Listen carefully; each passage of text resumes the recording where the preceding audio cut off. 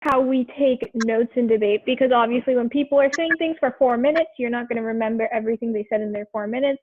And you want to be able to answer everything, or at least as much as possible, that your opponents are saying. Otherwise, if you like what we call a dropped argument, when you don't answer an argument, that can be really fatal and lose you the round. So there is a very specific way we teach you how to take notes in debate, because this is something that's been refined over the years, and it's the most efficient process. So there's a couple different ways that you can flow. I'll be teaching you both of them, and you can do them both on paper and your laptop. Since you're just starting out, I always encourage that you do that you flow on paper, because flowing on your laptop while trying to prep on your laptop is super weird, and you should always just get your basics down first. So I learned how to flow on paper, and everyone I know has learned how to flow on paper before they start flowing on their laptops. This is an example of a flow. I know it looks super weird, but basically each column here is a different speech that's happening, and then this is all just for like one advantage. So if you remember back to the contentions and advantages lecture, this would be like either one contention or one advantage. So how we break it down, as you saw over here, so this would be the first, what we call constructive speech, and we haven't really gone over what the different speeches mean, but a constructive is when you introduce new arguments to the debate, when you're kind of setting up everything, you're constructing your case for the judge. Hence the name, constructive. And so you're just writing down what is said in that speech. And the way you write to have the tagline of the card, you kind of jot down a couple notes about it, maybe like 2 or 3 words to summarize that entire tagline. And then you write the obvious, write those things to make it easier to distinguish what's a card and what's not carded. You alternate colors for teams, just so you're able to tell, okay, my opponent said this, and now I'm saying this in response. It's not necessary, but it's helpful, and I think all debaters basically carry 2 colored pens with them to determine. It's normally like black and blue, or black and red, or blue and red. You want to line up arguments. So when you're saying something, when your opponent says like global warming is not real, you're going to want to write, yes, global warming is real right next to it, so that when you're actually reading it out loud, you can say in your speech, my opponent says global warming is not real, but yes, it is. Here are these 3 or 4 examples. Makes it super easy for you to organize the debate, makes it easy for the judge to organize the debate. Happy judge means that they're more likely to vote for you, or at least give you better speaker points. We haven't really talked much about speaker points, but they're important and you want them to be high. So yeah, and I already talked about that. You want to have shorthand. So a lot of debaters develop their own shorthand. I'll be showing you a few examples of how I do shorthand.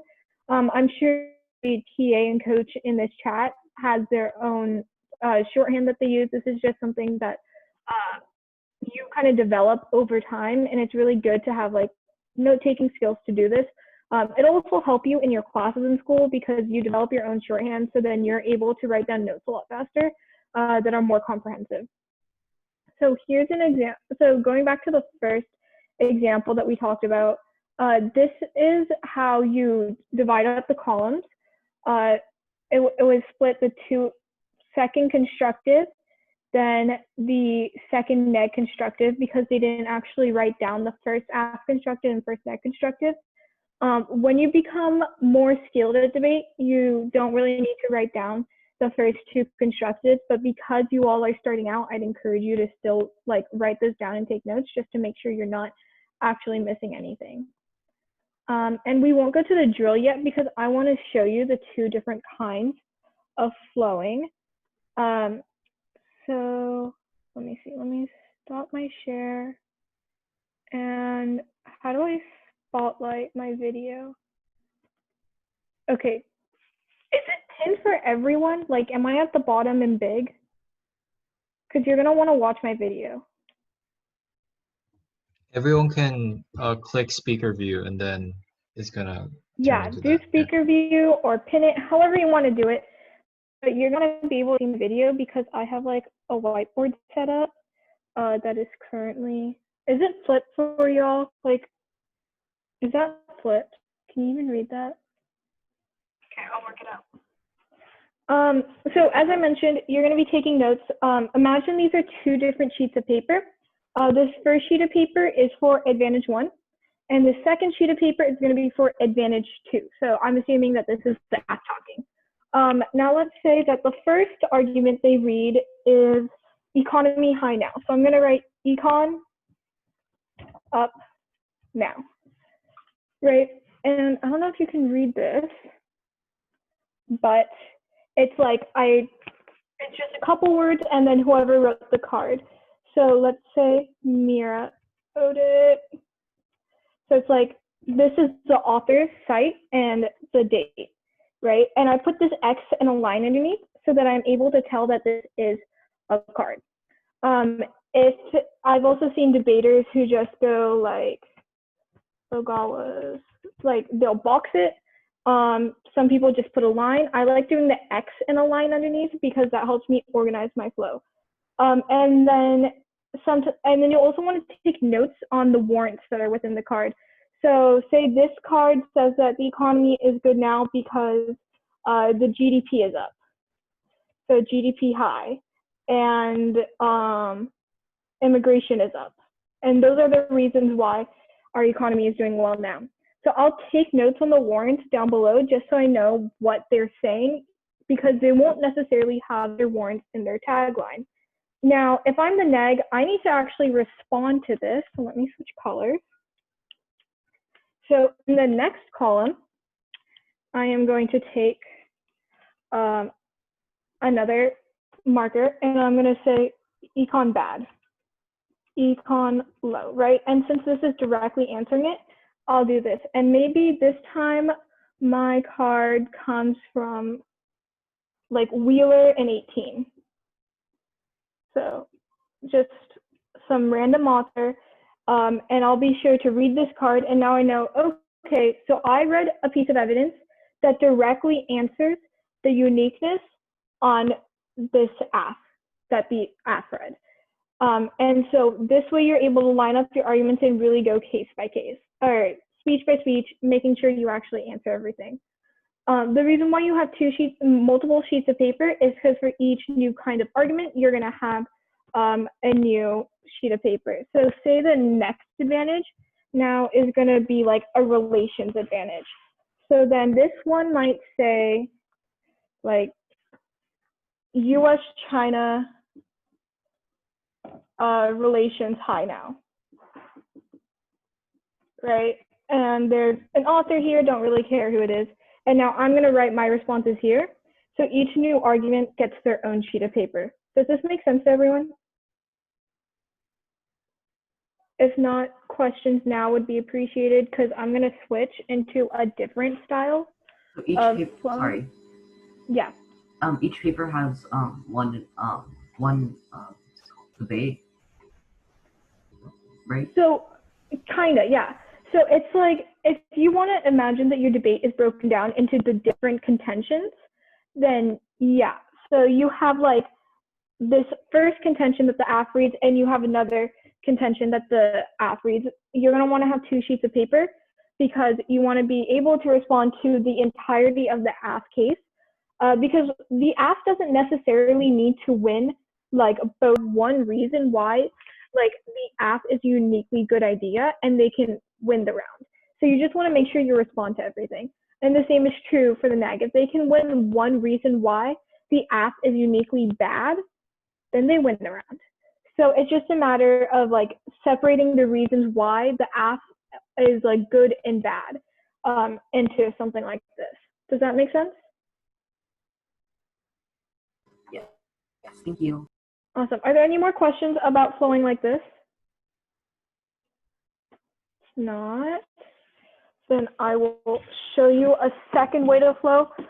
This way that I'm teaching you is more how they flow in PF than really policy, LD, and Parley, because I don't know why PF flows like this, but it is another style of flowing. So for this one, you hold your sheet horizontal, and then you divide it in half. And then at the top, you're going to have the AF case. At the bottom, you're going to have the neg case. And it's really similar, except you're not using like 5 million sheets of paper, so it might be a little bit more efficient. I'm trying to make it so you can see it while I'm still writing things down. And so you'll have like contention 1 is econ, then subpoint A, B, C. Contention 2 is poverty, and then like A, B, C. And you'll have like the cards still outlined like this. So the same format that I taught you, like tag, and then your cite. It's a little more squished and cramped than it is when you're flooring horizontal. Then you'll have neg contentions. You're still going to want to alternate colors. So maybe the app is bad because healthcare is an advantage. So your ABC subpoint, so your uniqueness, link, and inherency. Uniqueness, link, and impact, sorry. And then second, you're going to have like, oh, you can't see that. Your, I don't know, just another like neg contention. So like a disad or something. And then when the AF is going, they're going to be like, they're first going to extend all these arguments like, yeah, our AF is still great, but now you know what? I'm going to respond to these. So this is like, no, we're good for healthcare. Sorry, I'm writing really messily because I'm sitting really weird to do this on a whiteboard. But do you kind of get the point? You're going to want to, some helpful tips for when you're first flowing is to actually divide up your paper. So there are, how many? 8 speeches. So you're going to want to fold your paper into like 8 different parts. And that way you're able to keep track of it and you don't run out of space by the end. Does this make sense to everyone? Yes? And it's based on preference, right? Yeah, it really is. I would encourage for like, if you're doing more of a PF style where it's like you have AF and neg contentions, but less disad sort of ideas, you should flow like this in this horizontal format. But if you're doing like parley or LD or policy where you're going to have disads, counterplans, all kinds of really strange arguments, it's easier to separate it when you have flows that are vertical. So I also wanted to show you a few examples of like policy flows because that's what I have on me because I mainly do policy. So let me show you a decent example of one. I pulled a few from a few years ago. So people don't always go for the arguments that they're reading, but what I have here is I have the first neg speech on this because the neg goes second in policy, and then I have the AF responses, and then like continuation of AF responses. And the way I flow is, so there's at least space at the top because people have overviews and you want to take notes during overviews, but there aren't any cards. An overview is just like kind of a summary of the argument that they're making. And I want to make sure that I have space to write down within the overview while also letting myself line up the arguments. And then when I get all the way to the bottom of a sheet of paper, I flip it under like this because it's easier than flipping it like that. So when you flip it under, then you're able to just continue writing down your arguments. So yeah. And then let me see if I have other examples that might look nicer. Because I just pulled a bunch of random flows that we have, that I have lying around my house. Yeah, so here's another example. Like, I didn't flow the first 2 speeches, but this is the AF, or this is like the 2AC. So second AF constructive. This was the second neg constructive. This was the second AF rebuttal. I skipped a few speeches in there, but yeah. Any questions? Okay, so I want to go through an example of how to flow with you.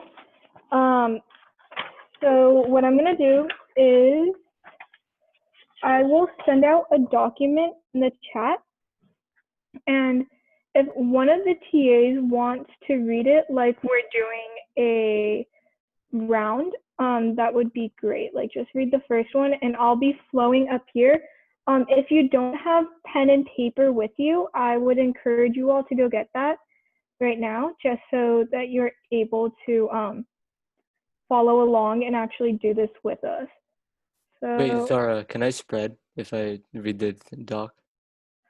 No, because they won't understand spreading. Also, it won't fit in 4 minutes then. Oh, okay. You can show an example of spreading at the end. Does everyone have pen and paper with them? I can give you until like 26 or 27. So like give you a couple minutes to go grab some pen and paper, because you're gonna want to follow along. Yeah. So, and let me get my whiteboard set up. And I'll also be flowing on the whiteboard up here, so you can get an idea of how I would flow everything along with you.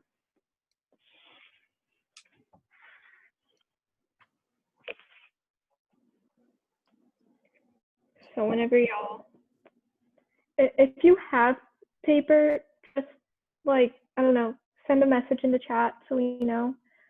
Because I'm just gonna awkwardly wait now for everyone to have paper.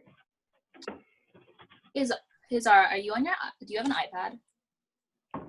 iPad? I can flow on OneNote. That's smarter than using. Yeah. Let me go grab my pen. Yeah.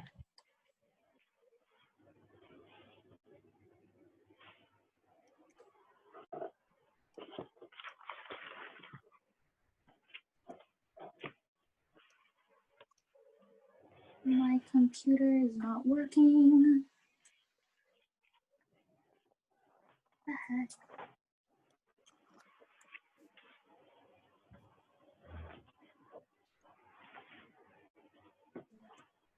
Sean, I swear to God, if my laptop if my Wi-Fi chip just broke, I'm gonna. Okay.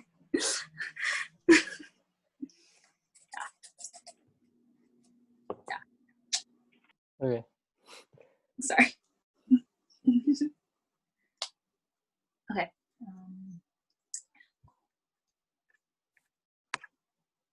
Who's reading off case?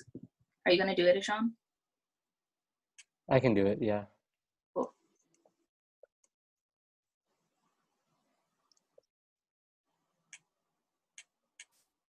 Wait, Oh Zara. yeah, Ishan, show us your skills.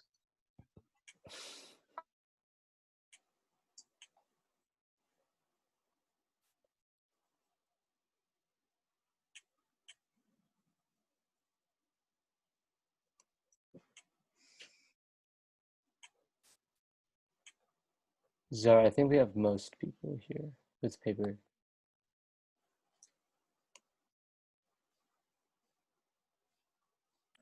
All right, awesome. Let me open up OneNote so then I can screen share how I would flow this.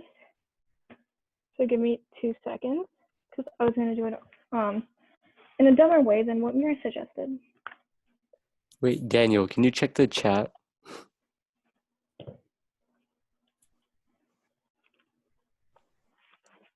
Yeah, I'm reading right now. Sorry. Because I can't. Yes, I see it personally. Okay. Yeah, it's up. Awesome. So whoever is starting, would you like to read the app? Wait, where's the app? Like, did you like I sent send it in it? the chat. It's like a link to Google Docs. Oh, okay, I see it. Sorry. Yeah.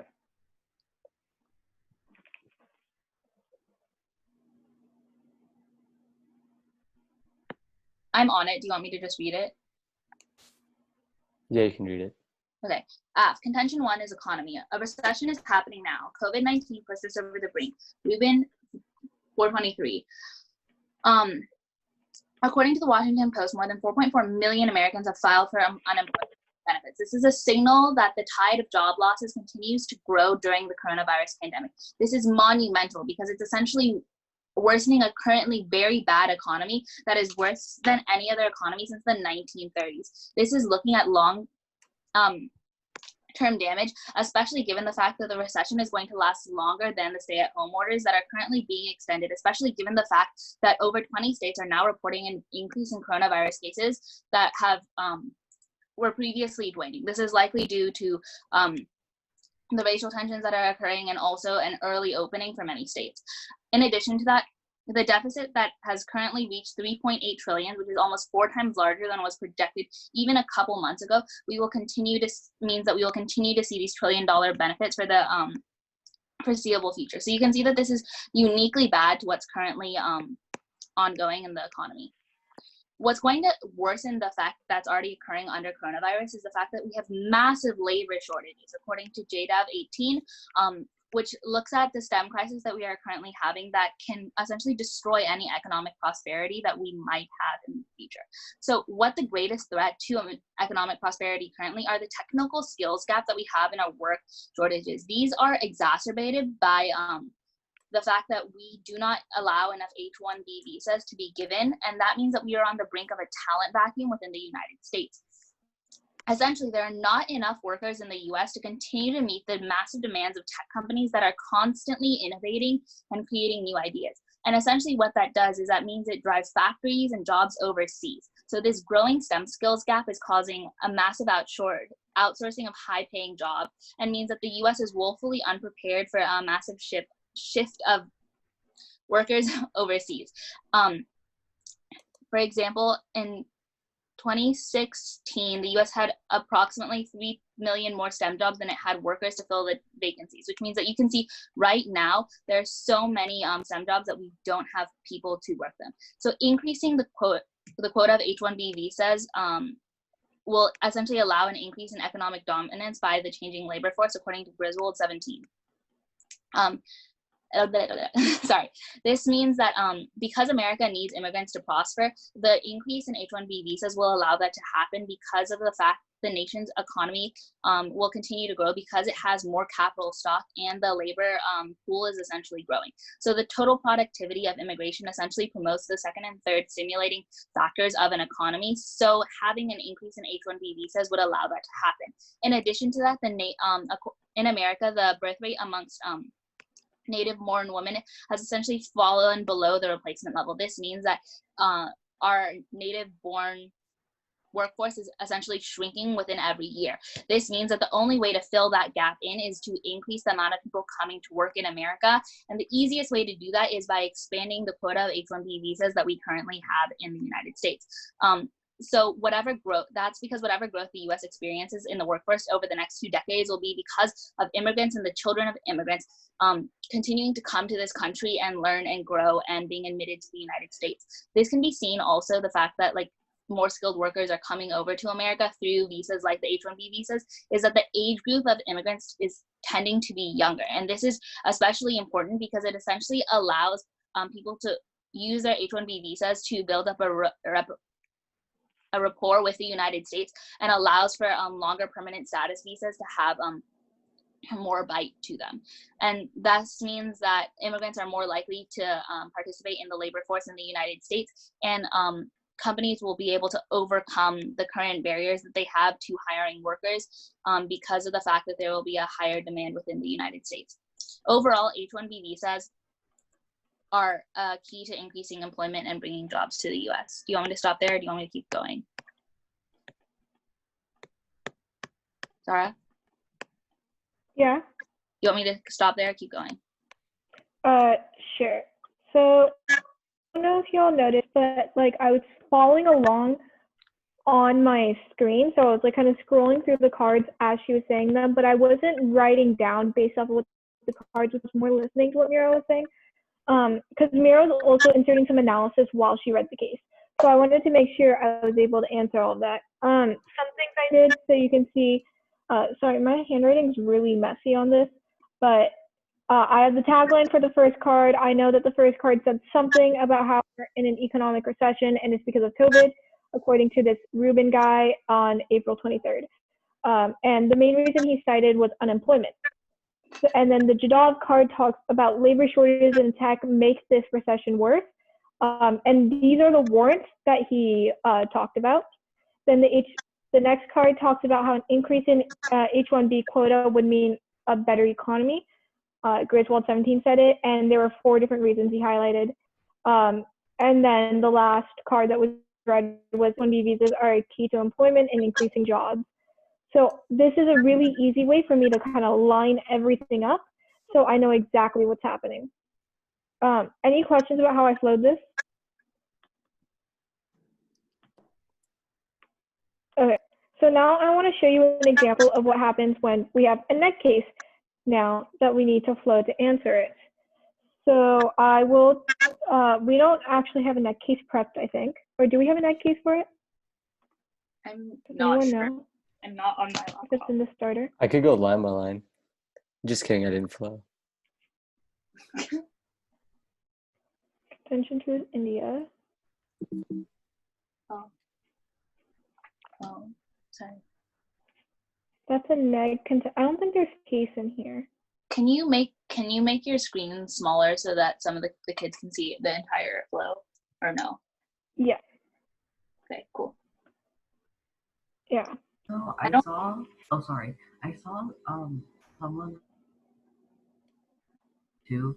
What does that mean? I'm sorry. I wasn't able to listen and write down. Sorry, what'd you say? I think you wrote like something like immigration, like K2 growth. What does that mean? I'm sorry. Oh, so this is how I take notes. You're talking about this. So Yeah. that's just me. I just like immigration is key to the growth of the economy. So I was just writing that down because what this tells me is that the key internal for the case, so the internal link for everything that's going to happen for like the economy to grow is immigration. Okay. According to this author at least. So I know that if I want to answer this author's like evidence, I need to find a card that says maybe immigration is not the key issue in economic growth, something like that. Okay. Thank you. Yeah. Any other questions? Okay, so the starter file that we were given to teach you this does not have neg cards, but I'll kind of show you how I would go through this if I was answering it. So the first thing I would do is I'd find like the economy is booming now. You'll always find someone who wrote a card that says this, even if it's not true. And you're gonna want to read it. So if this would be a carded piece of evidence, obviously I don't have it with me right now, but there would be some reason why the economy is doing well. And this is just saying the labor shortage in tech is making it worse, but they highlighted H-1Bs as the reason for this happening. So I would say, so H-1B, not reason for shortage or something like that, right? Like maybe it's because not enough people are getting PhDs, whatever. We need more e-visas maybe. Employment visas that are for legal permanent residents, so they stay for longer than just the H-1B visas. Increasing H-1B, this one talks about how increasing H-1B quota increases the economy. There are cards that will say that so immigrants not key to the economy. Mhm. And if you want to take the fascist approach, you could say that even like immigration bad for the economy. Mhm. I wouldn't encourage taking the fascist approach, but you could if you want to. And then this says H-1B visas key to employment and jobs, but I'd say no, e-visa better. And I'd probably also have a piece of evidence for this, right? So now what I've done is I've gone through every single one of their arguments that they read, and I have a response to it. So what the AF would need to do is they would need to go through the warrants in like this card and this card and this card and go, okay, this is what their author says, but my author is right because the specific stats that they talk about, right? So this warrant is better because blank, and I would explain it here. And they say H-1B is not the reason for for the shortage, but we have 3 million STEM jobs to fill. And Trump just slashed the number of H-1B visas. So yeah, it's because of H-1B. There wasn't an issue before Trump slashed all the H-1B visas. And they say immigration not key to the economy, but they missed this entire economic analysis here that talks about how increase in the labor supply means increase in Productivity. productivity and increase in the economy. Sorry, is someone talking? No. Okay. And then if they say, and then I would need to find a reason why why e-visas are worse. So a reason why H-1B visas are specifically good. So maybe temporary visas are good. Temp visa important, right? And that would be my answer to this. So you're gonna kind of have this back and forth as you go. And eventually you're gonna have like the next neg constructive, then the neg rebuttal, af rebuttal, neg rebuttal, af rebuttal, right?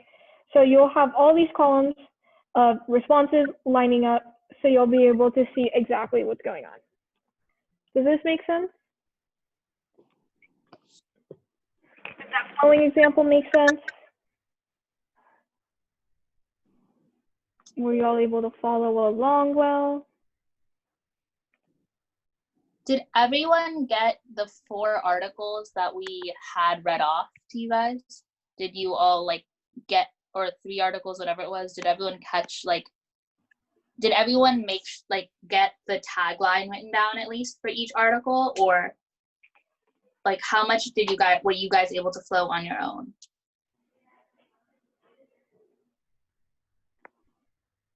In the chat or like vocally? Kinda. Okay.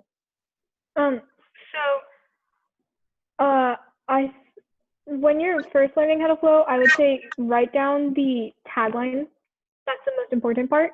The site is like kind of important, so you should write that down next. And it's only if you have time, write down the warrants in the card. As you get faster at this, you're able to run the warrants, but you don't necessarily need to. Does that make sense? Another thing you should know, you will be working in partners, but that doesn't mean that you should share flows with your partners. Each set of partners, each like partner should keep their own flow. The reason being, maybe one partner misses something, and so you need to borrow your partner's flow for it.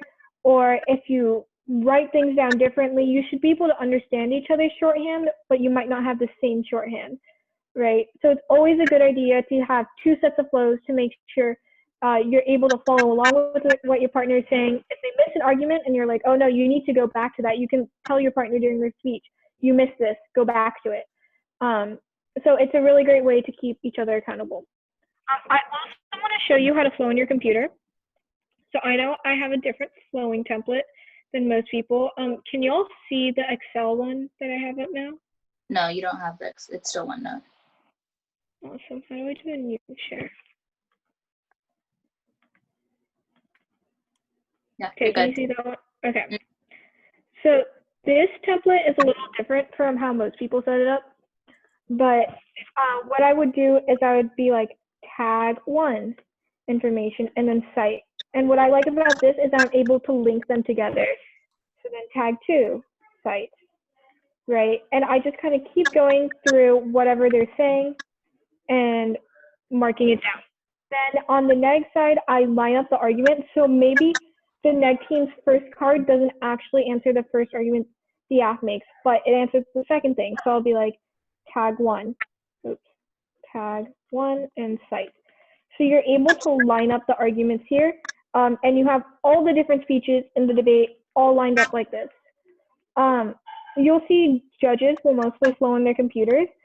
Some prefer to flow by hand. Most of them are on computer. And I also have like if the neg contentions. So I have a different thing for neg contentions, and I switch between the tabs for the different arguments that everyone might make. So that's just like briefly how you flow on your computer. Is that a question in the chat? Yeah, someone wants you to go back to the hand flow. The No. Yes. OneNote. Yeah. Here you go. This is the OneNote. Yes. So if you see like your judge does not have any paper out, but they're typing a lot on their computer, that most likely means that they are flowing on their computer. There's a small chance that they're just not paying attention, but hopefully your judge is paying attention. Yeah. Mira. Call me out. I flow a little bit differently when I'm judging. Sometimes I'll just flow as like a massive paragraph and then I'll reference that. But I also keep track of arguments on my ballot while I'm judging. So some judges will flow a little bit differently and they'll like a mass document or something like that. But that's like also because they're probably like, to an extent, they don't have to be as organized as you guys do, because if you guys are organized, then the judge's need for organization kind of goes down a bit. If that makes sense. Wow, I just sneezed. Malika, you said your microphone isn't working. Like, is it like the speaker? You can't talk. Yeah, can you tell us more specifically what? So Sean wants you to zoom into the bottom section. Yes, give me a second. Oh, good. Like that? You can't talk. Go ahead and message in the chat if you want to say something, or and then if one of the TAs can get Tanchi and tell her we need some tech support.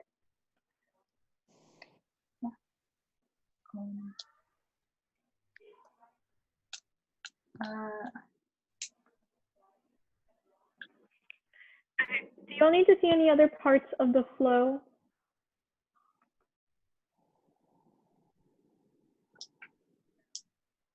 No? Okay. So TAs, do we want to go ahead and take a break and then do a drill on flowing? There's a round like linked in the PowerPoint for them to flow. So we can do that either as a lab or in groups. I don't really care. Want to go over like pre-flowing before rounds because they are doing prep events? Oh, yeah. So you'll notice that we have been telling you to start prepping your cases, right? Your AF and NEG cases on the topic. What this means is that walking into the round, if you are asked, you know exactly what you are going to say. You know you're already going to be talking about the economy, you know which cards you're going to write down.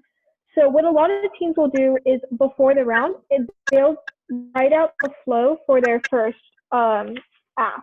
So what I mean by that is they'll write out this first column over here. I don't know if this is doing anything, but that first column that I kind of selected, they'll have that pre-written down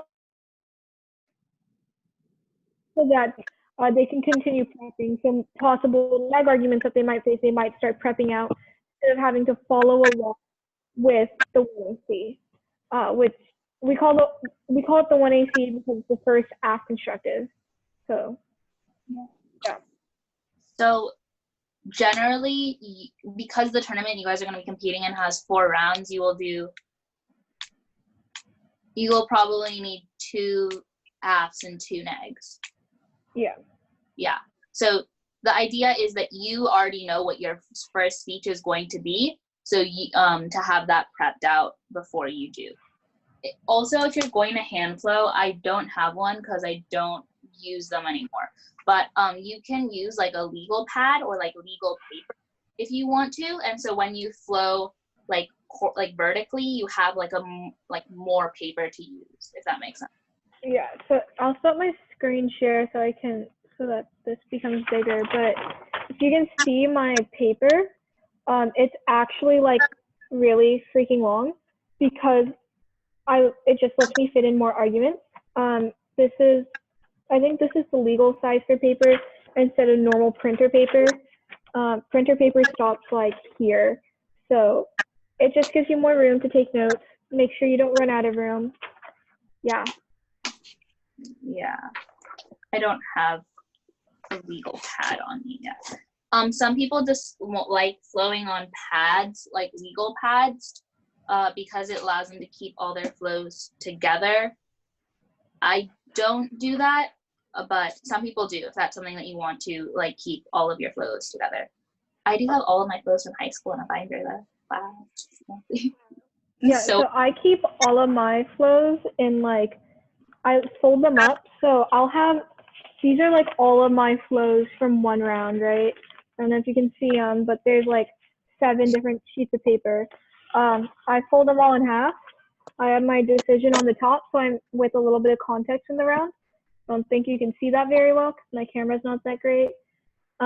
And then I keep this with me because I'll go back to old rounds and I'll look at my flows and be like, okay, this is where I messed up. So I'm going to start redoing these speeches just so I can get practice and get better in a very concentrated field. So maybe I need to get better at giving my last ask speech. And so I will just redo that speech over and over again. I'll send it to coaches so that they can give me feedback and tell me how much I suck so that I can improve. Yeah, these are keep your flows. These are my flows from the first half of this debate season. Yeah, so I do the same thing as her. I fold them in half and I like stack them together so I have them, and I'll go back and reference them later. Also, if you are more advanced and you do specifically Parley, what helps is you go back and you take your best cases out of your flows and you pre-prep them so you have all of like your contentions ready to run, so you don't have to like be thinking while you're doing round. So that's also a good reason to keep those from round. Yeah. Okay. Also, sorry, one more thing, 2 more things. You should be flowing all of the speeches, especially when you're beginning. So don't like be like, oh, I'm not speaking, I don't need a flow. You need to be flowing every single speech, even the last speech, right? Because if your opponent is an amazing last speaker and they do something you wouldn't have expected to do or you want to do next time, writing down what they're saying allows you to remember that and get better later. Also, you should like when we fold them over in half so that at the top, like you can see there's some writing there. You can write down like decisions that were made or like tips that your judge gave you. So every time you pull out a new flow, you can see like exactly what people told you about and how you did in round for that specific time you were debating. Yeah, those are the 2 things. And just to add on to what Mira said, you also want to flow the last speech because after the round, if you're lucky, your judge will give you the decision. So if you won or lost, and also some feedback. And so you can actually go into specific parts of everyone's speeches and be like, I noticed this argument was made. How did this impact your decision? Or I noticed that like you kind of weighed this a little bit more than this argument. Why did you do that, right? You really shouldn't argue with your judge. But if you're arguing with your judge, it also helps for you to have receipts. You're able to say, like, you said that they said this, but where was that in this entire speech? Like, I think you're doing the work for them. So if you come into an instance where you need to argue with a judge, it's good to have receipts, which is why you should always flow the last speech. Yeah. No, don't post round. Also, I'm not 100% sure how it works in other styles of debate. Some styles don't have it, but in Parley, we have point of informations and point of orders. So what that is like point of informations is you can ask questions during round. Point of orders are that like someone has done something technically wrong and so you're correcting them on it. One of them is that they were bringing new information into round during a speech where you can't have new information. So having a flow and making sure you're keeping record means that you can be like, hey, they shouldn't be allowed to say that during round, and it makes it so that you can point out your opponent's errors as well. Yeah, so flowing is important. Keep good flows of all the speeches. Yeah, because I'm sure Zara has a lot of experience in this, is that if you like do lose a round or if your partner tells you you had a bad speech or something like that, to do speech redos, it's always important to have your like the flow ready so you know where you're answering. And a lot of time the reason why it's so important to have a good flow is because something called line by line, and that's when like say if you run out of prep or you don't want to use all of your prep for that speech, you don't want to like spend your entire prep time writing stuff down on the computer. you want to have a lot of impromptu arguments that you're just going to be doing like during the speech, and that is done by looking at the flow, right? So you look at what the first argument was on the flow, you look at what arguments you've made before that, and then you do what we call extending, which I'm sure we're going to talk about later. But we just say, okay, I've already said this, you know, and this is why my evidence is better, or this is why like your evidence is worse, that kind of stuff. So it's always really important to have a good flow. Yeah. Okay, cool. So you guys can have a 15-minute break, I think, then, if all the coaches Yeah. are done. Yeah, so come back